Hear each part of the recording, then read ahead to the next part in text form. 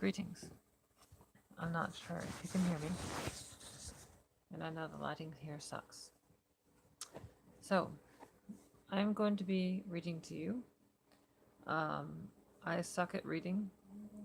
I suck at talking. I'm known to be a mumbler. So, I need practice in what's known as elocution.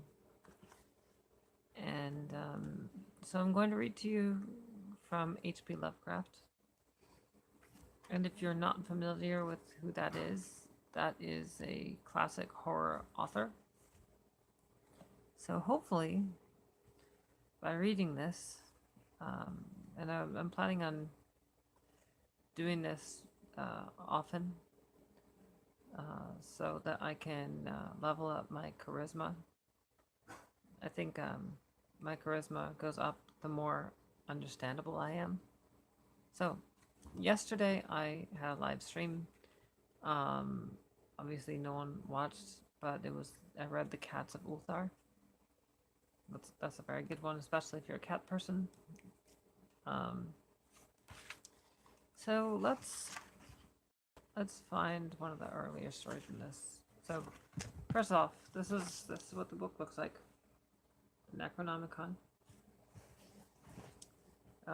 It's black and gold, kind of like a Bible. It's nice to think of it as a Bible. Certainly, it's very dear to my heart. I've read it many times. Alright. Let's start with a very short one.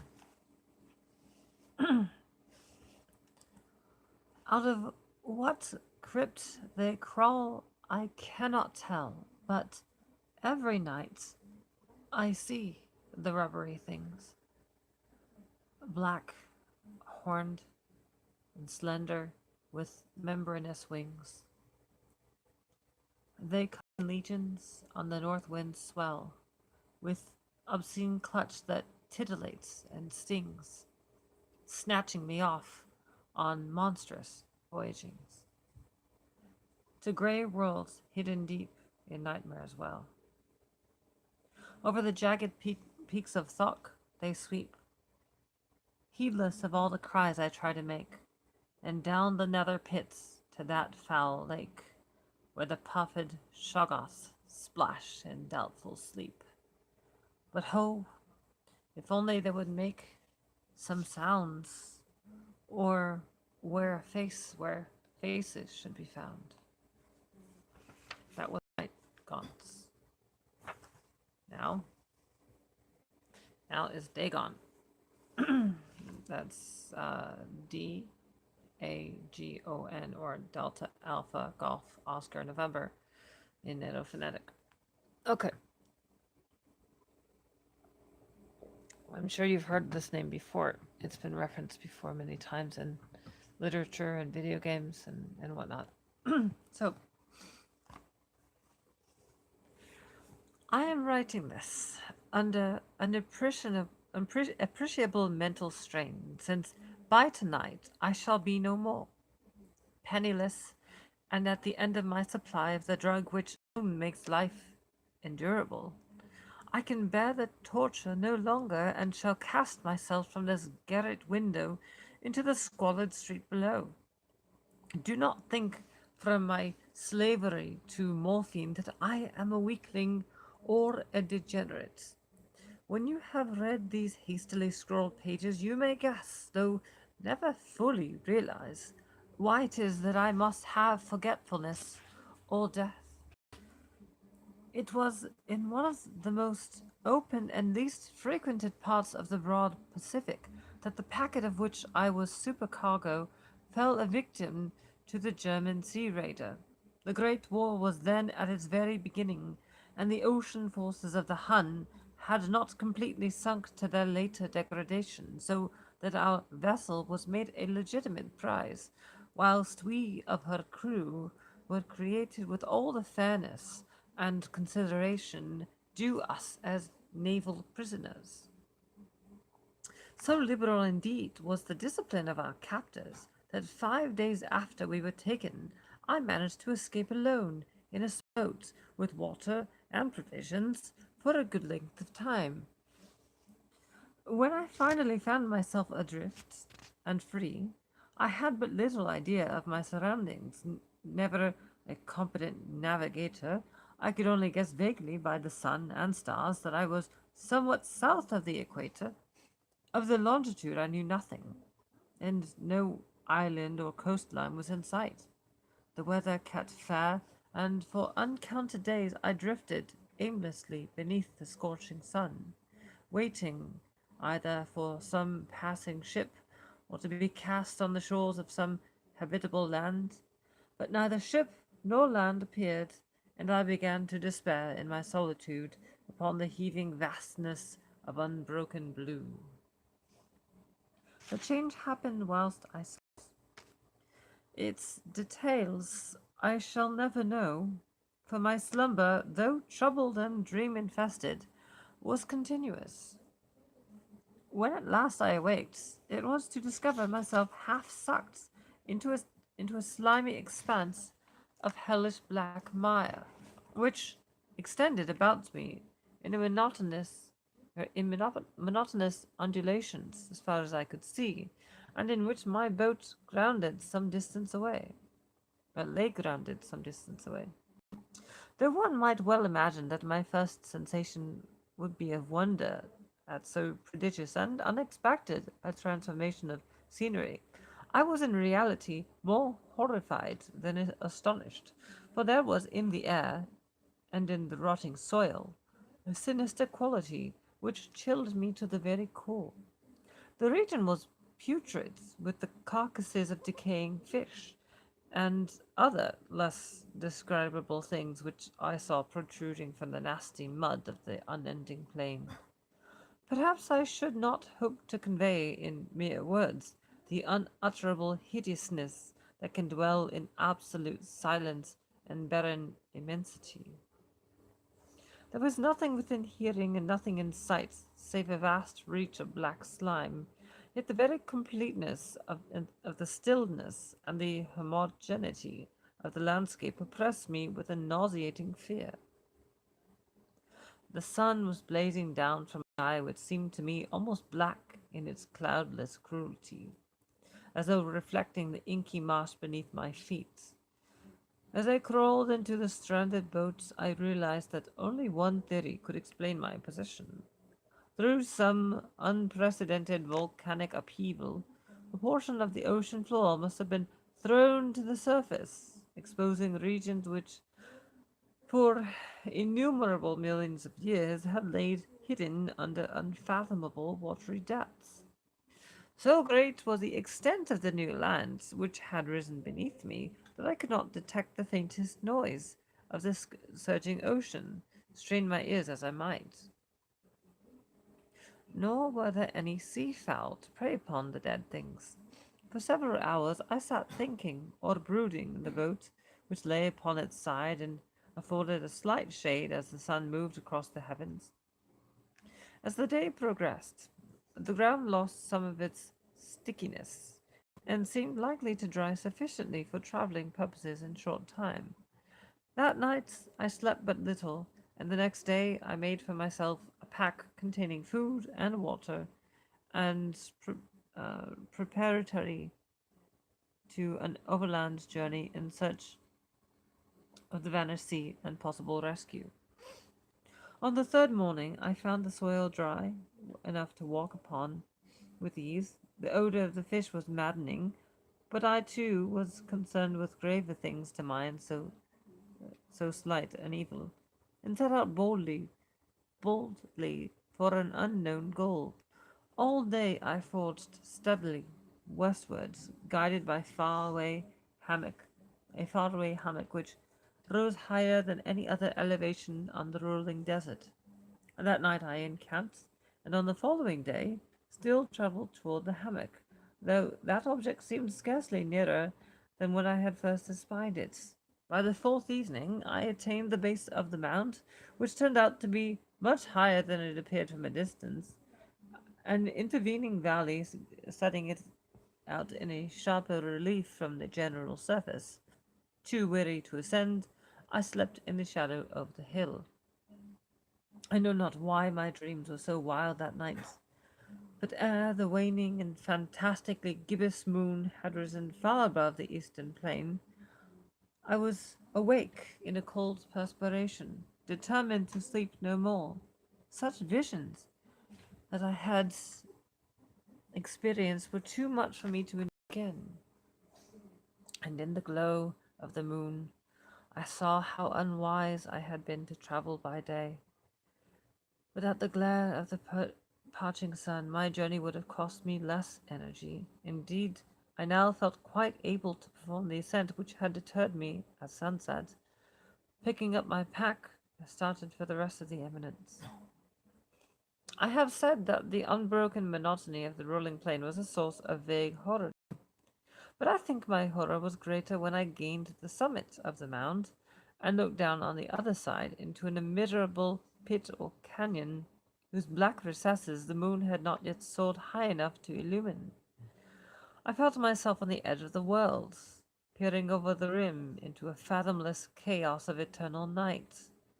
Through my terror ran curious reminiscences of Paradise Lost and Satan's hideous climb through the unfashioned realms of darkness. As the moon climbed higher in the sky, I began to see that the slopes of the valley were not quite so perpendicular as I had imagined. Ledges and outcroppings of rock afforded fairly easy footholds for a descent, whilst after a drop of a few hundred feet, the declivity became very gradual.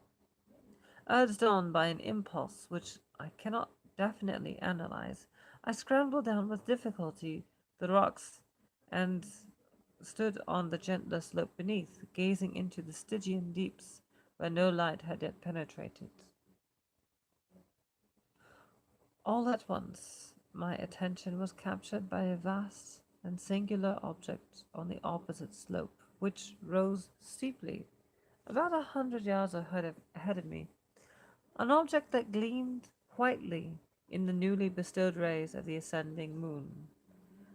That it was merely a gigantic piece of stone, I soon assured myself, but I was conscious of a distinct impression that its contour and position were not altogether the work of nature. A closer scrutiny filled me with sensations I cannot express, for despite its enormous magnitude and its position in an abyss which had yawned at the bottom of the sea since the world was young, I perceived beyond a doubt that the strange object was a well-shaped monolith whose massive bulk had known the workmanship and perhaps the worship of living and thinking creatures.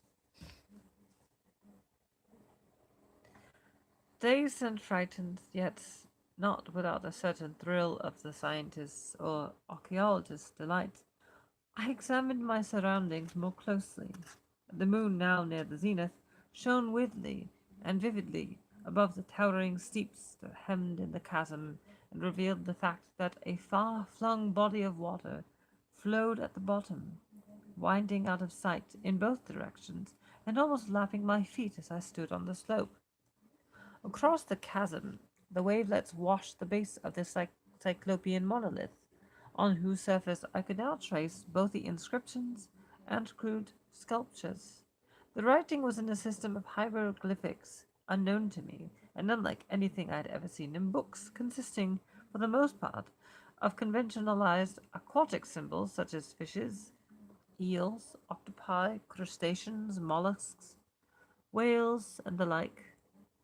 Several characters obviously represented marine things which are unknown to the modern world, but composing forms I had observed on the ocean-risen plain.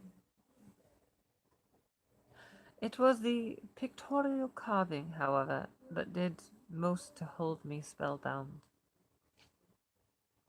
Plainly visible across the intervening water, on account of their enormous size, was an array of bas-reliefs, whose subjects would have excited the envy of a Dore. I think that these things were supposed to depict men, at least a certain sort of men, though the creatures were shown disporting like fishes in the waters of some grotto, or paying homage to some monolithic shrine which appeared to be under the waves as well. Of their faces and forms I dare not speak in detail, for the mere remembrance makes me grow faint. Grotesque beyond the imagination of a Poe or a Bulwer, they were damnably human in general outline, despite webbed hands and feet, shockingly wide and flabby lips, glassy, bulging eyes, and other features less pleasant to recall. Curiously enough, they seem to have been chiseled badly out of proportion with their scenic background, for one of the creatures was shown in the act of killing a whale represented as but a little larger than himself. I remarked, as I say, their grotesqueness and strange size, but in a moment decided that they were merely the imaginary gods of some primitive fishing or seafaring tribe, some tribe whose last descendant had perished eras before the first ancestor of the Piltdown or Neanderthal man was born. Awestruck at this unexpected glimpse into a past beyond the conception of most daring anthropologists, I stood musing whilst the moon cast queer reflections on the silent channel before me. Then suddenly I saw it, with only a slight churning to mark its rise to the surface. The thing slid into view above the dark waters, vast, Polyphemus-like, and loathsome. It darted like a stupendous monster of nightmares to the monolith, about which it flung its gigantic scaly arms, the while it bowed its hideous head and gave vent to certain measured sounds. I think I went mad then. Of my frantic ascent of the slope and cliff, and of my delirious journey to the stranded boat, I remember little. I believe I sang a great deal and laughed oddly when I was unable to sing. I have distinct recollections of a great storm some time after I reached the boat.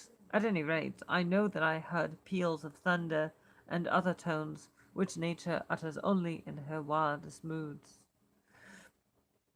When I came out of the shadows, I was in a San Francisco hospital, brought thither by the captain of the American ship who had picked up my boat in mid-ocean.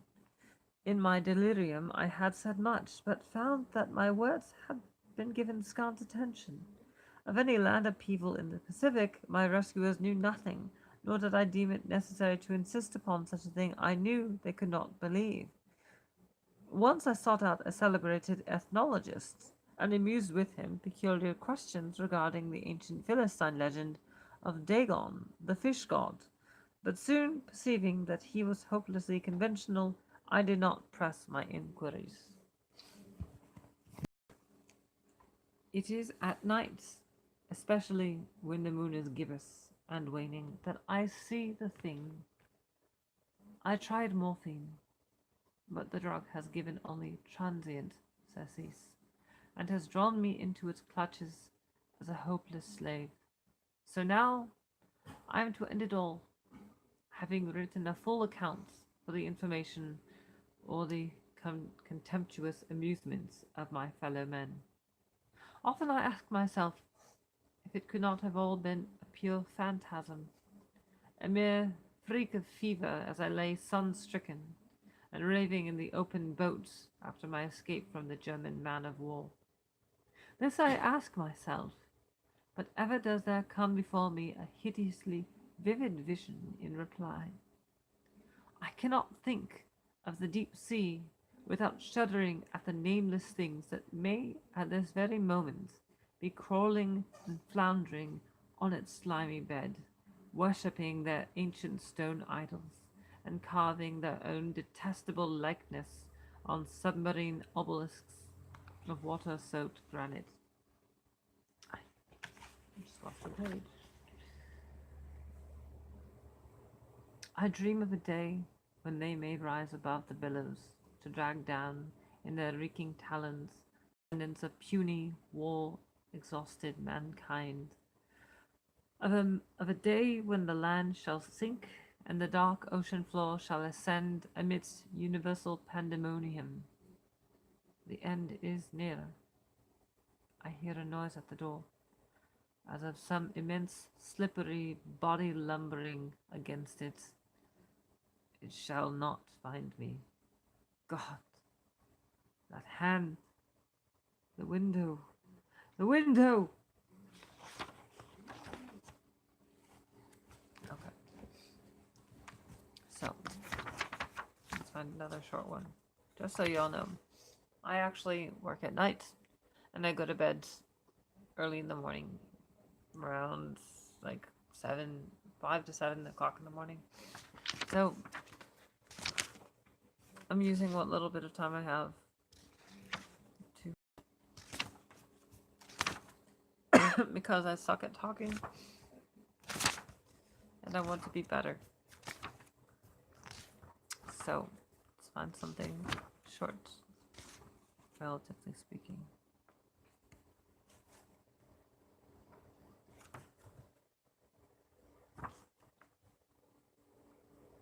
Okay, fine. This is called... do I really want to do this one? I'm not sure. No, I don't want to do this one. Find another shorter one. So these are all short stories, right? Yes, all short stories. Incidentally, if you ever read The Rats on the Walls, you probably will be triggered. Let me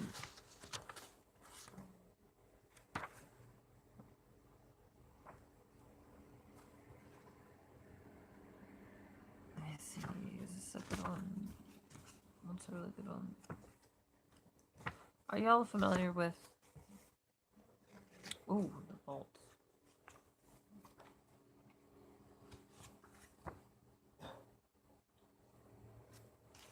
Let me look at the table of contents. Hold on.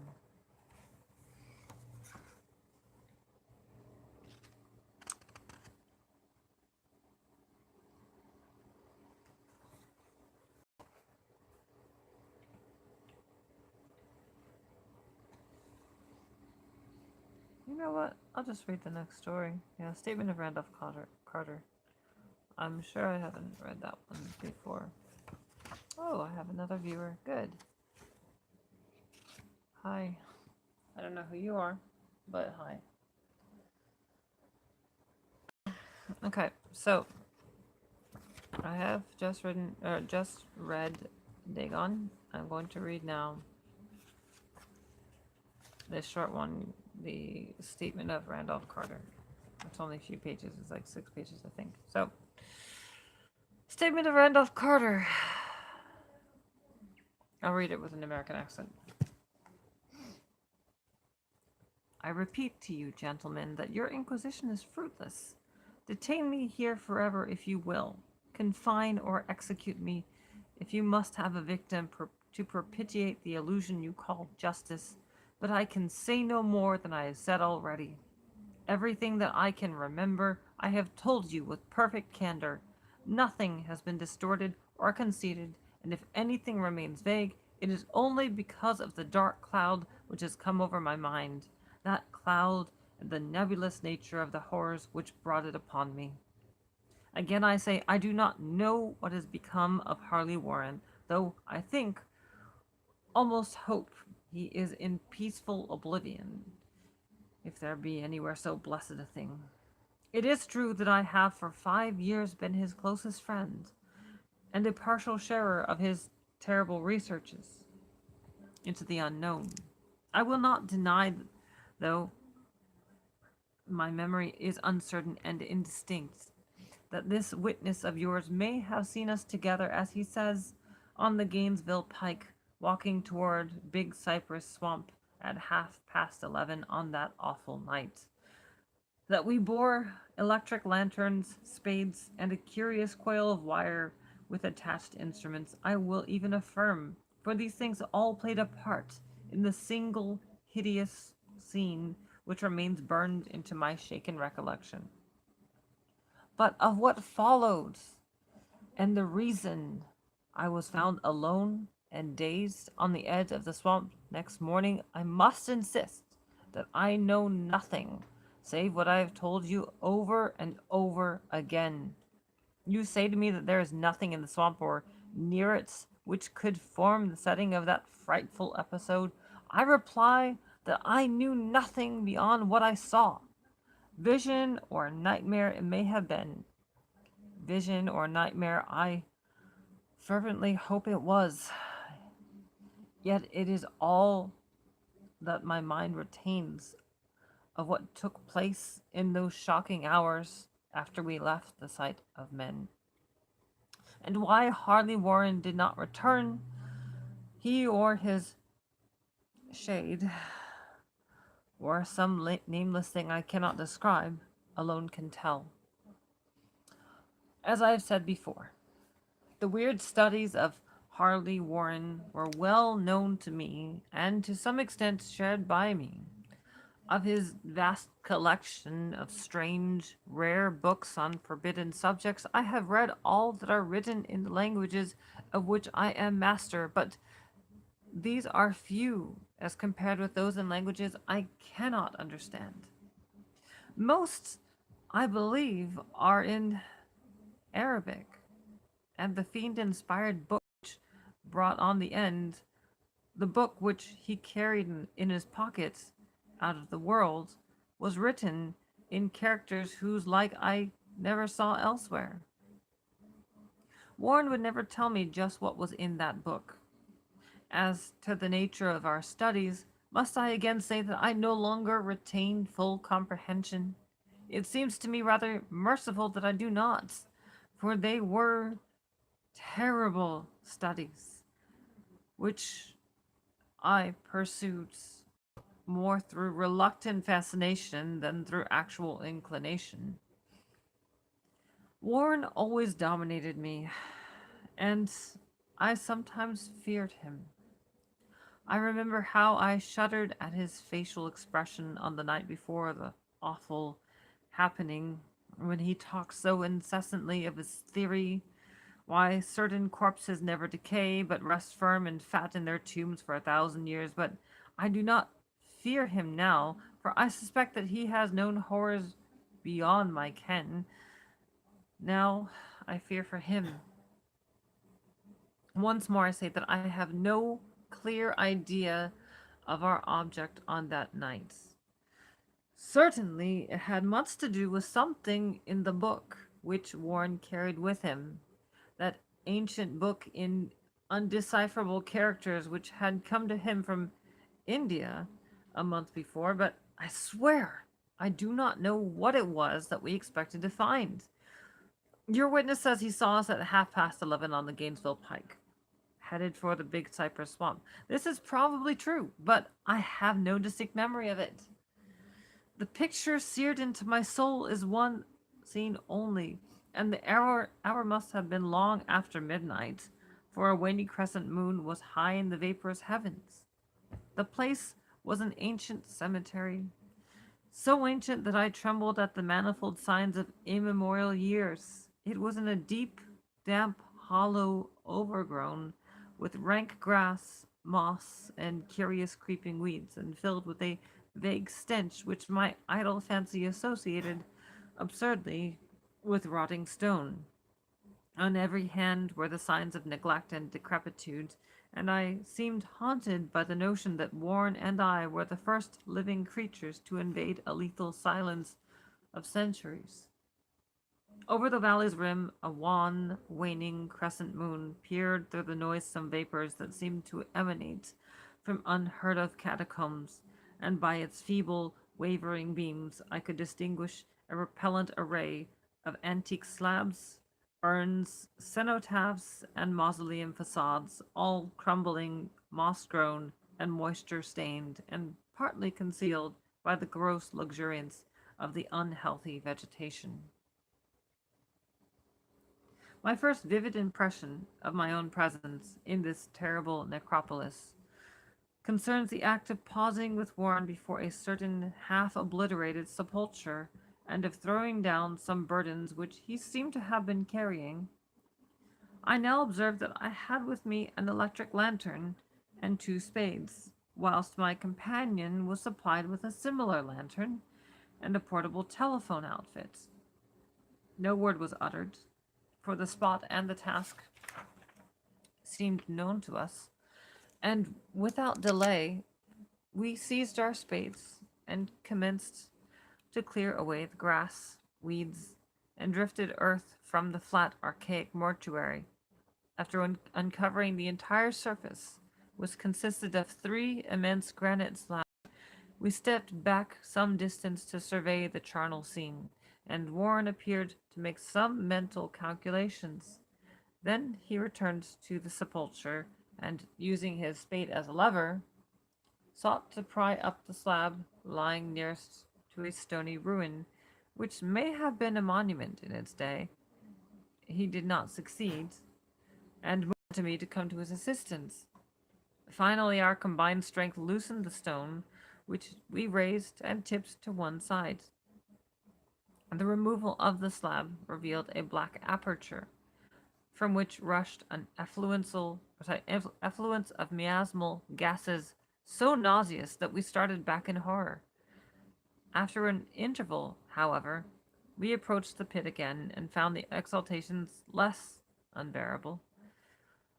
Our lanterns disclosed the top of a flight of stone steps, dripping with some detestable ichor of the inner earth, and bordered by moist walls encrusted with niter.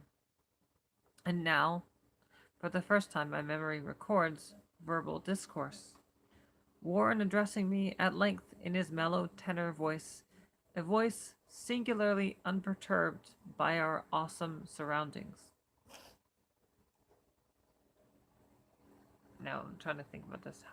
What kind of voice do I want to do for this? I'm not very good at accents, but the closest I can do is British usually. But let's try New York. Or a Yankee accent. Anyway. Okay. I'm sorry to have to ask you to... That's British. Jesus Christ. Jadis. I said New York. Alright. I'm sorry to have to ask you to... That's not... How did New Yorker sound? Alright. Let's say this. They say sure. They say Brooklyn. Okay. I'm sorry to have to ask you to stay on the surface, he said. But it would be a crime to let anyone with your frail nerves go down there. You can't imagine, even from what you've read and from what I've told you, the things I shall have to see and do. It's a fiendish work, Carter, and I doubt if any man without ironclad sensibilities could even ever see it through and come up alive and sane. I don't wish to offend you, and heaven knows I'd be glad enough to have you with me, but the responsibility is, in a certain sense, mine, and I couldn't drag a bundle of nerves like you down to probable death or madness. I tell you, you can't imagine what the thing is really like, but I promise to keep you informed over the telephone of every move. You see, I've enough wire here to reach to the center of the earth and back. I can still hear in my memory those coolly spoken words, and I can still remember my remonstrances. I seemed desperately anxious to accompany my friend into those sepulchral depths, yet he proved inflexibly obdurate. At one time he threatened to abandon the expedition if I remained insistent, a threat which proved effective since he alone held the key to the thing. All this I can still remember, though I no longer know what manner of thing we sought. After he had obtained my reluctant acquiescence in his design, Warren picked up the reel of wire and adjusted the instruments. At his nod, I took one of the latter and seated myself upon an aged, discolored gravestone close by the newly uncovered aperture. Then he shook my hand, shouldered the coil of wire, and disappeared within that indescribable ossuary. That's a nice little word, don't you think? Ossuary. It's a nice Gothic word. For a minute, I kept sight of the glow of his lantern and heard the rustle of the wire as he laid it down after him. but the glow soon disappeared abruptly, as if a turn in the stone staircase had been encountered, and the sound died away almost as quickly. I was alone, yet bound to the unknown depths of those magic strands whose insulated surface gleamed beneath the struggling beams of that waning crescent moon.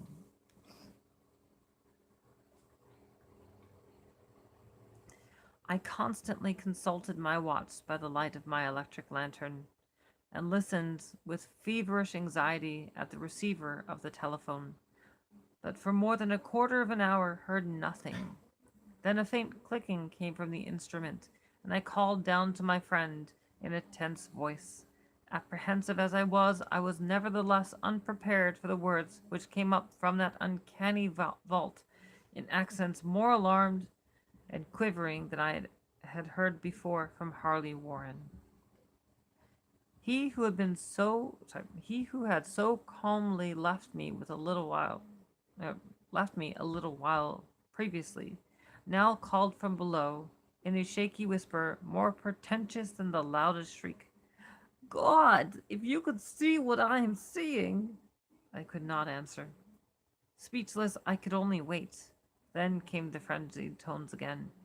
Carter, it's terrible, monstrous, unbelievable. This time my voice did not fail me, and I poured into the transmitter a flood of excited questions. Terrified, I continued to repeat, Warren, Warren, what is it? Once more came the voice of my friend, still hoarse with fear, and now apparently tinged with despair. I can't tell you, Carter. It's too utterly beyond thought. I dare not tell you. No man could know it and live. Great God, I never dreamed of this.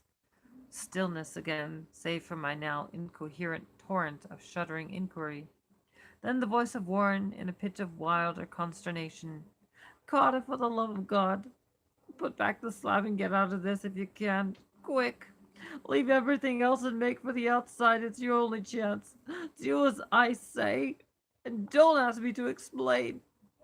I heard yet, was able only to repeat my frantic questions. Around me were the tombs and the darkness and the shadows. Below me, some peril beyond the radius of the human imagination. But my friend was in greater danger than I, and through my fear I felt a vague resentment that he should deem me capable of deserting him under such circumstances. More clicking, and after a pause, a piteous cry from Warren. Beat it, for God's sake, put the slab back and beat it, Carter. Something in the boyish slang of my evidently stricken companion unleashed my faculties. I formed and shouted a resolution. Warren, brace up, I'm coming down. But at this offer, the tone of my auditor changed to a scream of utter despair. Don't! You can't understand. It's too late. It's my own fault. Pull back the slab and run. There's nothing else you or anyone can do now. The tone changed again, this time acquiring a softer quality, as of hopeless resignation. Yet it remains tense through anxiety for me. Quick, before it's too late. I tried not to heed him, tried to break through the paralysis which held me, and to fulfill my vow, rushed down to his aid. But his next whisper found me still held inert in the chains of stark horror. Carter, hurry. It's no use. You must go. Better one than two. The slab. A pause. More clicking. Then the faint voice of Warren. Nearly over now. Can't make it harder. Don't make it harder. Cover up those damned steps and run for your life. You're losing time. So long, Carter. Won't see you again. Here, Warren's whisper swelled into a cry that gradually rose to a shriek, fraught with all the horror of the ages. Curse these hellish things. Beat it, my God, beat it, beat it, beat it! After that was silence. I know not how many interminable eons I sat stupefied, whispering, muttering, calling, screaming into that telephone. Over and over again through those eons I whispered and muttered, called, shouted, and screamed. Warren! Warren! Answer me! Are you there? And then there came to me the crowning horror of all, the unbelievable, unthinkable, almost unmentionable thing.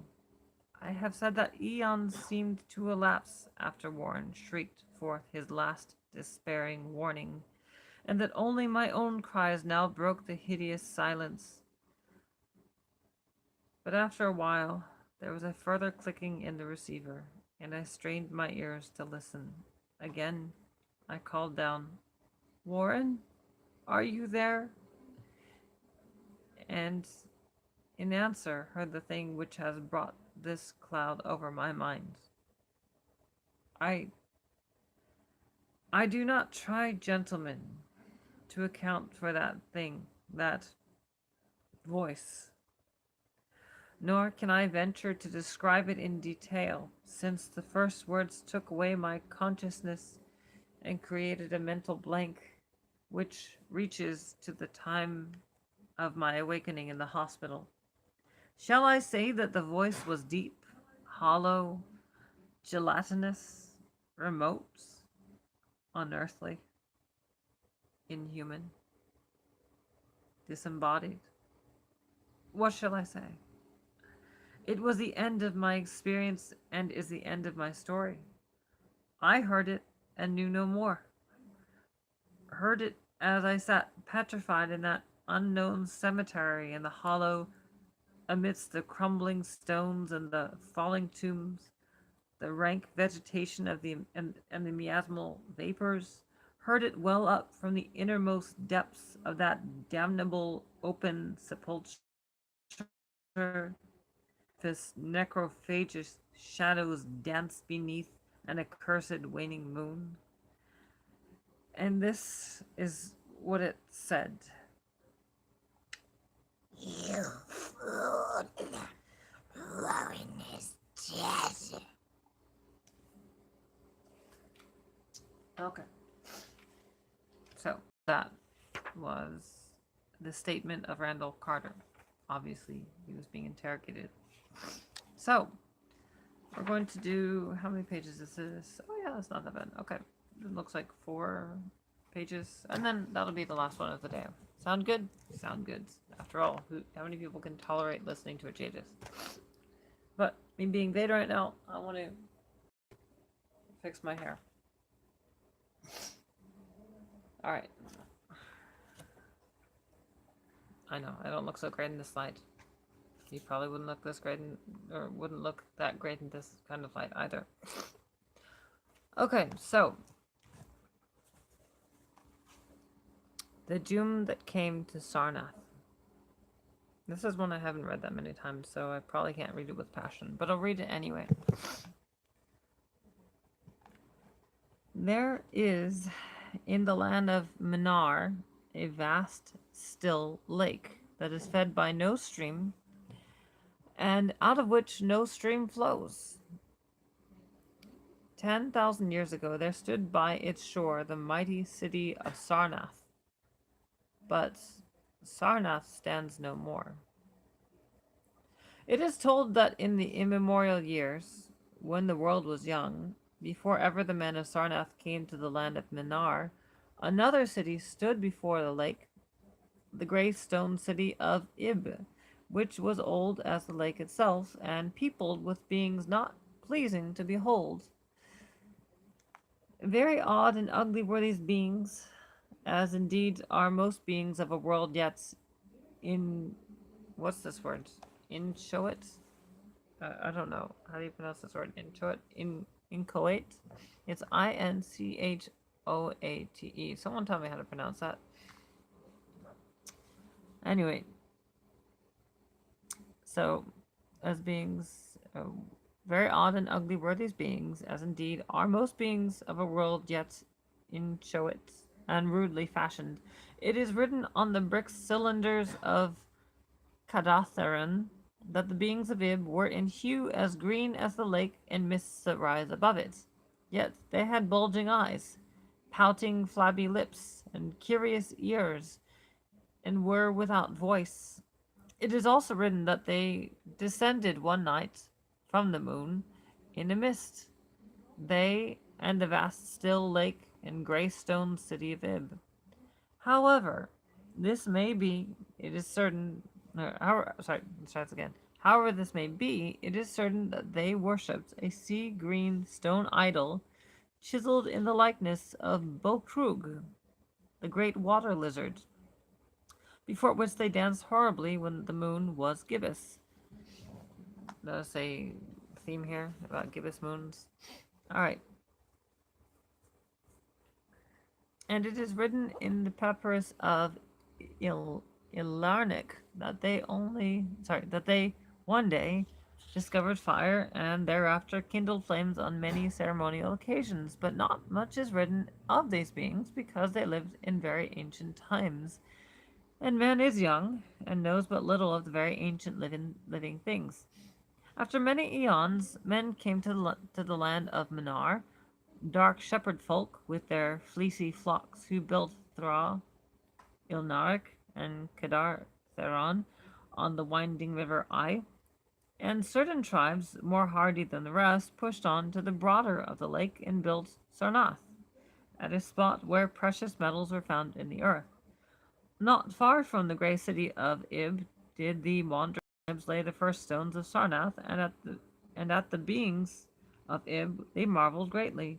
But with their marveling was mixed hate, for they thought it not meet that the beings of such aspect should walk about the world of men at dusk. Nor did they like the strange sculptures upon the grey monoliths of Ib, for those sculptures lingered so late in the world, even until the morning.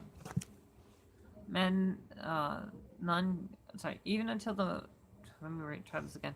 Even until the coming men, none could tell, unless it was because the land of Minar is very still and remote from most other lands, both of waking and of dream. My eyes aren't that great, and I haven't read this many times.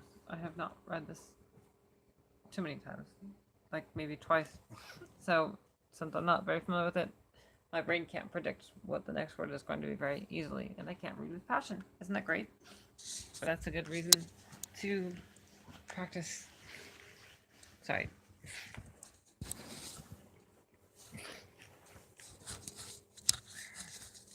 Give me 1 second. I'm going to adjust this.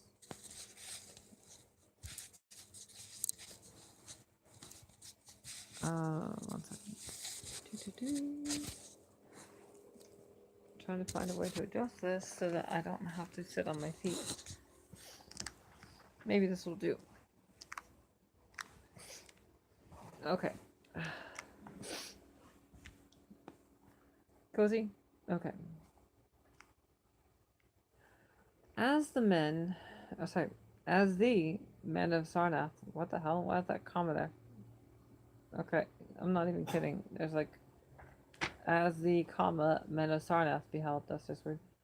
As the comma men of Sarnath beheld more of the beings of Ib, their hate grew, and it was not less because they found the beings weak and soft as jelly to the touch of stones and arrows. So one day the young warriors, the slingers and the spearmen and the bowmen, marched against Ib and slew all the inhabitants thereof, pushing the queer bodies into the lake with long spears. That's not a gay, it's not anti-gay, it's just, actually odd bodies. Because they did not wish to touch them, again, it's not being homophobic. And because they did not like the grey sculptured monoliths of Ib, they cast these into the lake, wondering from the greatness of the labor. However, the stones were brought from afar, as they must have been, since there is not like them in the land of Nar or in the lands adjacent. Thus, of the very ancient city of Ib was nothing spared save the sea green stone idol chiseled in the likeness of Bokrug, the water lizard. This the young warriors took back with them as a symbol of conquest over the old gods and beings of Ib, and as a sign of leadership in Minar. But on the night after it was set up in the temple, a terrible thing must have happened, for weird lights were seen over the lake, and in the morning the people found the idol gone and the high priest Taran Ish lying dead, as from some sorry, from some fear unspeakable. And before he died, Taran Ish had scrawled upon the altar of chrysolite, with coarse shaky strokes, the sign of doom. After Taran Ish, there were many high priests in Sarnath, but never was the sea green stone idol found, and many centuries came and went, wherein Sarnath prospered exceedingly, so that only priests and old women remembered what Taran Ish had scrawled upon the altar of chrysolite. Betwixt Sarnath and the city of Ilanarek arose a caravan route, and the precious metals from the earth were exchanged for other metals, and rare cloths and jewels and books and tools for artificers and all things of luxury that are known to the people who dwell along the winding river, ay, and beyond. So Sarnath waxed mighty and learned and beautiful, and sent forth conquering armies to subdue the neighboring cities. And in time there sat upon a throne in Sarnath the kings of all the land of Minar, and many lands adjacent. The wonder of the world and the pride of all mankind was Sarnath, the magnificent. Of polished desert quarried marble were its walls, and in height 300 cubits, and in breadth 75, so that chariots might pass each other as men drove them along the top. For full 500 stadia did they run, being open only on one side toward the lake, where a green stone sea wall kept back the waves that rose oddly once a year at the festival of the destroying of Ib. In Sarnath were 50 streets from the lake to the gates of the caravans, and 50 more intersecting them. With onyx were they paved, save those whereon the horses and camels and elephants trod, which are paved with granite.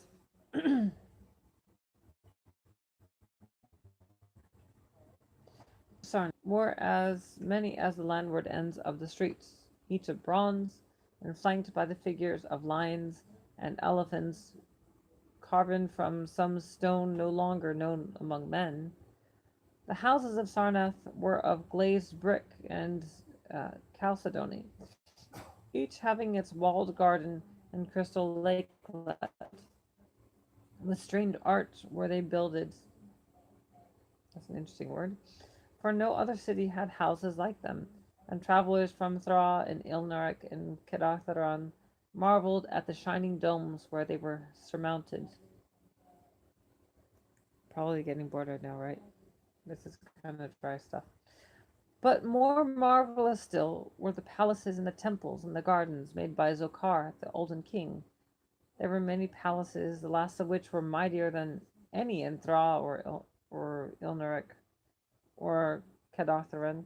So high were they that one within might sometimes fancy himself beneath only the sky, yet when lighted with torches dipped in oil of the their walls showed vast paintings of kings and armies, of a splendor at once inspiring and stupefying to the beholder.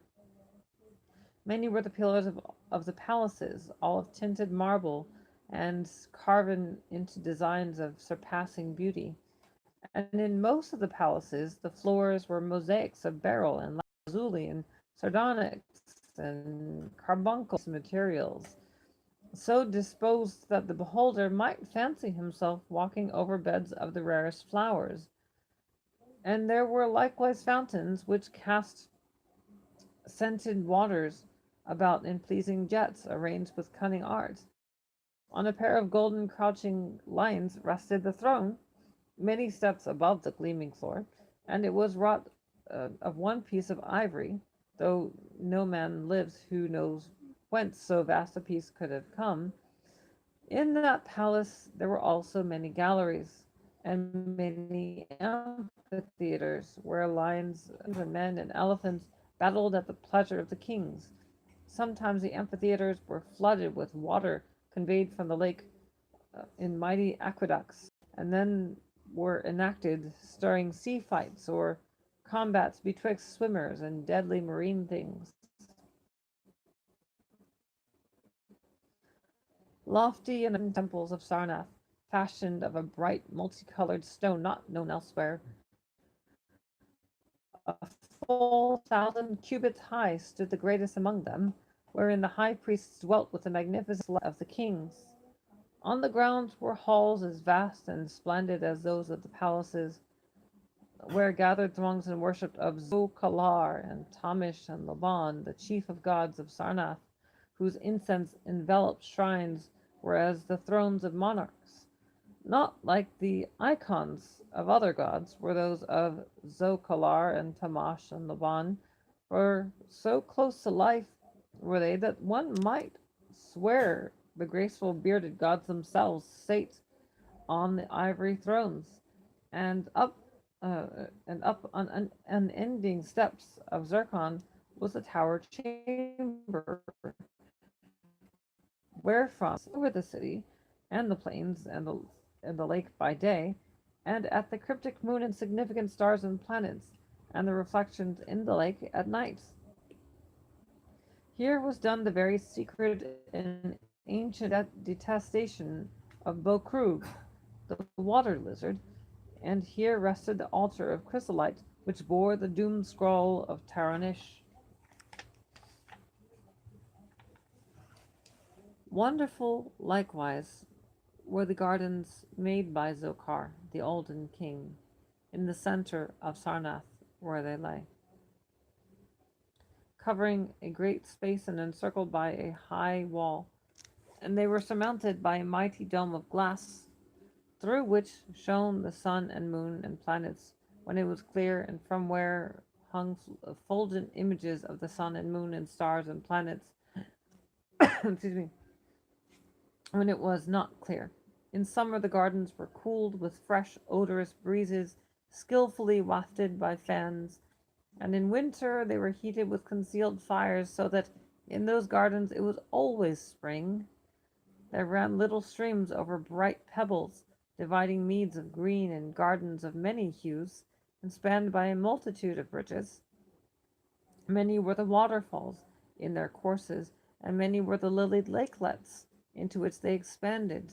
Over the streams and lakelets rode white swans, whilst the music of rare birds chimed in with the melody of the waters. In ordered terraces rose the green banks, adorned here and there with bowers of vines and sweet blossoms, and seats and benches of marble and porphyry. Interesting. Porphyry. I wonder if that's connected to the word porphyrific. I know because, porphyrific hemophilia. I'm sure you're familiar with that one. Anyway, I get distracted a lot. There were many small shrines and temples where one might rest or pray to small gods. Each year there was celebrated in Sarnath the feast of the destroying of Ib, at which time wine, song, dancing, and merriment of every kind abounded. Great honors were then paid to the shades of those who had annihilated the odd ancient beings, and the memory of those beings and of their elder gods was derided by dancers and lutanists crowned with roses from the gardens of Zokar, and the kings would look out over the lake and curse the bones of the dead that lay beneath it. At first the high priests liked not these festivals, for when they had descended amongst them, queer tales of how the sea-green icon had vanished, and how Tarnish had died from fear and left a warning, and they said that from their high tower they sometimes saw lights beneath the waters of the lake. But as many years passed, without calamity, even the priests laughed and cursed and joined in the orgies of the feasters. Indeed, they had not themselves, or sorry, they had not, or sorry, had not they themselves, in their high tower, often performed the very ancient and secret rite in detestation of Bokrug, the water lizard, and 1,000 years of riches and delight passed over Sarnath, wonder of the world.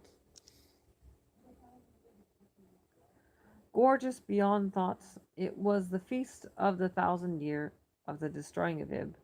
For a decade had it been talked of in the land of Nar, and as it drew nigh, there came to Sarnath on horses and camels and elephants men from Thra, Ilanark, and Kedartharan, cities of Minar, and the lands beyond.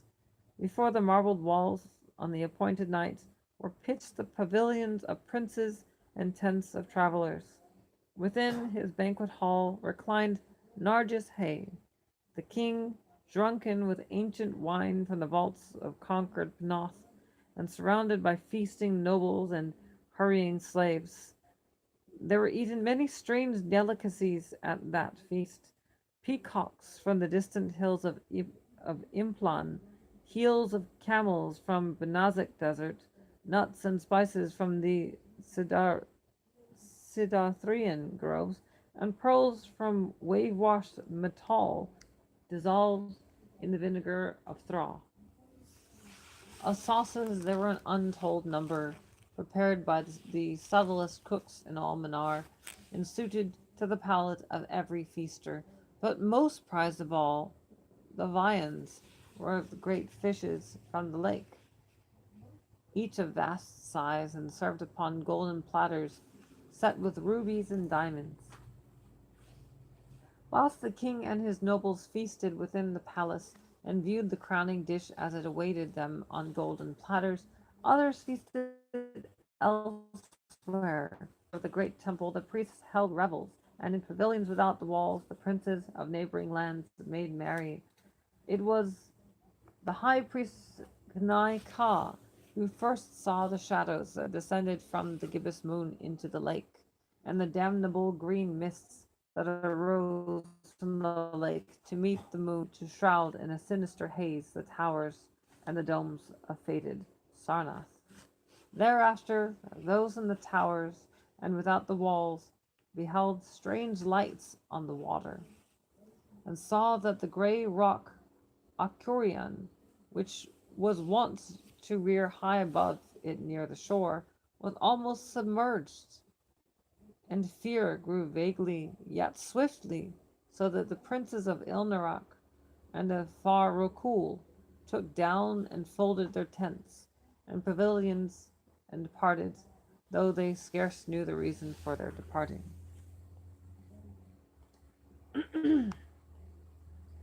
Then, close to the hour of midnight, all the bronze gates of Sarnath burst open and emptied forth a frenzied throng that blackened the plain, so that all the visiting princes and travelers fled away in frights. For on the faces of this throng was writ a madness born of horror, unendurable, and on their tongues were words so terrible that no hearer paused for proof. Men whose eyes were wild with fear shrieked aloud of the sight within the king's banquet hall, where through the windows were seen no longer the forms of Narjas Hay and his nobles and slaves, but a horde of indescribable green, voiceless things with bulging eyes, pouting, flabby lips, and curious ears. Things which danced horribly, bearing in their paws golden platters set with rubies and diamonds, and containing uncouth flames. And the princes and travelers, as they fled from the doomed city of Sarnath on horses and camels and elephants, looked again upon the mist-begetting lake, and saw the grey rock Akutian was quite submerged. Through all the land of Minar and the land adjacent spread the tales of those who fled from Sarnath, and caravans sought that accursed city and its precious metals no more. It was long ere any travellers went thither, and even then only the brave and adventurous young men of yellow hair and blue eyes who were no kin to the men of Minar. These men indeed went to the lake to view Sarnath, but though they found the vast still lake itself, and the grey rock Akurian which rears high above it near the shore, they beheld not the wonder of the world and pride of all mankind, where once had risen walls of 300 cubits, and towers yet higher, now stretched only the marshy shore, and where once had dwelt 50,000,000 men, now crawled the detestable water lizard. Not even the mines of precious metal remained, doomed to come to Sarnath. But half buried in the rushes was spied a curious green idol, an exceedingly ancient idol, chiseled in the likeness of Bokrug, the great water lizard. That idol, enshrined in the high temple of Ilarnek, was subsequently worshipped beneath the gibbous moon throughout the land of Minar. Okay, that's a good stopping point, don't you think? All right. Well, that's the end of that. So, I would like to read on a regular basis and practice my, what's the words? Speech, my ability to pronunciate. I know that's a portmanteau of pronounce and enunciate, but still. It's called elocution. I suck at it. I am known for mumbling. People often ask me to repeat myself, and I hate it. So that's what this is all about. Yep. I'm not an impressive person, but I'm trying to get better at least being understood. And I know this is all for vanity. Y'all aren't even watching. I don't have actually any followers really. But it's okay. It's alright. Maybe at some point I'll get some followers and they can give me feedback.